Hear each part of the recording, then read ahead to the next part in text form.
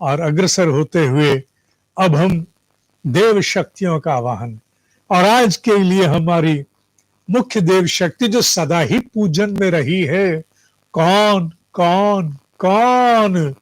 गुरु तत्व, गुरु तत्व, गुरु तत्व, गूढ़ता को वर्णन करने वाला, मार्ग में आने वाली समस्त बाधाओं को निर्मूल करने वाला, प्रतिपल जहां शंका, जहां द्वंद्व, जहां जिज्ञासा, जहां तड़प, वहां उसका अवतरण होना अवश्यम भावी है।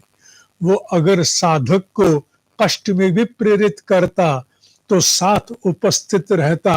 कहते हैं कि अगर हॉस्पिटल में भी हो तो ब्रह्म ऋषियों का वाक्य है, तेरे स्ट्रेचर के सिरहाने, तेरे स्ट्रेचर के सिरहाने कोई और हो या ना हो, मैं उपलब्ध रहूंगा। क्यों?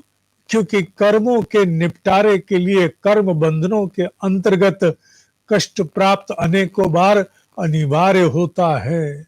उसे काटा नहीं जा सकता, अकाट्य है। पर ऐसा नहीं कि तुझे छोड़ दिया जल में डूब जाने के लिए, नहीं, तेरा संबल बनकर, सहारा बनकर सतत तेरे साथ उपस्थित रहना, यही दायित्व है जो ईश्वर ने इस पूरी सृष्टि में इसकी रचना करते समय ही निहित कर दिया। तो कौन है गुरु? वो ब्रह्मा है। कौन है गुरु? वो विष्णु है। कौन है गुरु? वो महेश है, जिसका अवतरण सभी देव शक्तियों के स्वरूप में है। वो रूप में है, वो अरूप में है, वो चर में है, अचर में है, अर्थात वो एनिमेट और इनएनिमेट दोनों में है। वो अखंड मंडलों में व्याप्त है। कौन सा ऐसा स्थान जहां वो नहीं है?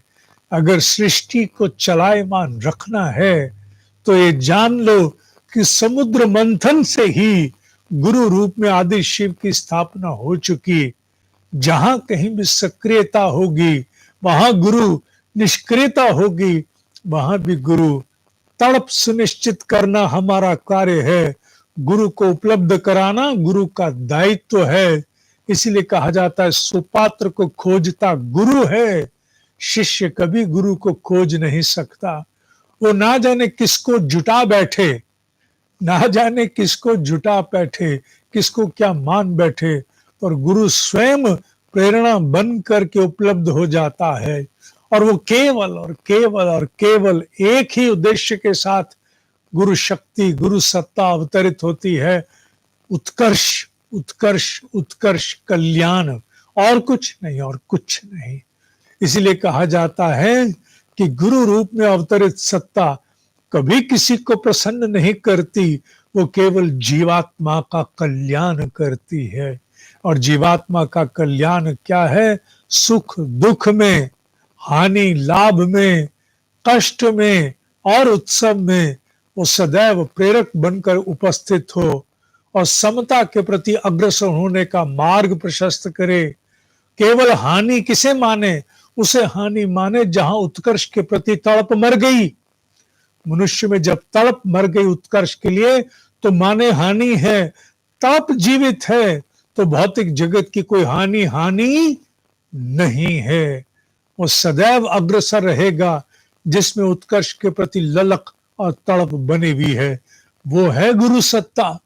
उस गुरु सत्ता का वाहन करते हुए आज इस पूर्णिमा के, पूर्ण चंद्र के प्रकृति द्वारा रचित इस महापर्व पर, गुरु पूर्णिमा के इस महापर्व पर आइए हम आंखें बंद करके उस पूरे ब्रह्मांड में व्याप्त उस परम सत्ता को, उसका आवाहन करें। और आवाहन करते हुए आइए हम पूर्ण मनोयोग से गुरु सत्ता के प्रति अपना भाव व्यक्त करते हैं। मंत्रोच्चारण हम यहां से करेंगे। ओम गुरु ब्रह्मा गुरु विष्णु गुरुदेव महेश्वर गुरुदेव साक्षात पर ब्रह्म तस्मै श्री गुरुवे नमः। अखंड मंडलाकारं व्याप्तं येन चराचरं तत्पदं दर्शितं येन तस्मै श्री गुरुवे नमः। ओम श्री गुरुवे नमः। व्यासरूपेण आवाहयामि स्थापयामि ध्यायामि पूजयामि ततो नमस्कारम करोमि।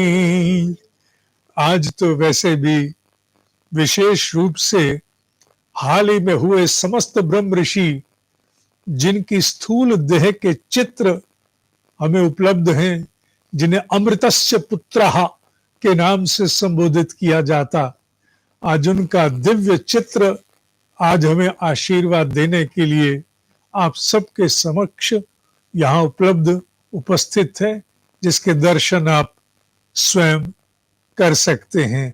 आज ये भी हमारे लिए एक बड़ा सौभाग्य है कि प्रेरणा आई और हमने इन सब के चित्र को यहाँ उपस्थित किया। तो गुरु सत्ता को इन सभी में देखते हुए, इन सभी के प्रति भाव व्यक्त करते हुए हम इन सभी के चरणों में अपना प्रणाम बारंबार व्यक्त करते हैं सभी के प्रति। आइए गुरु सत्ता का आवाहन करने के उपरांत अब हम अगले कर्म कांड की ओर चलते हैं।